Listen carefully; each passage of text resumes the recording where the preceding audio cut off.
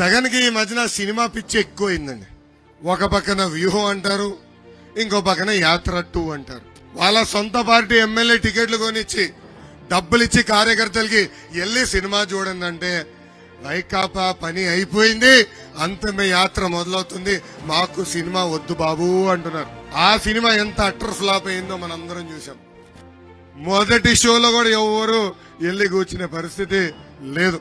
పాపం ఆ సినిమా తీసిన ప్రొడ్యూసర్ బాగా నష్టపోయాడు.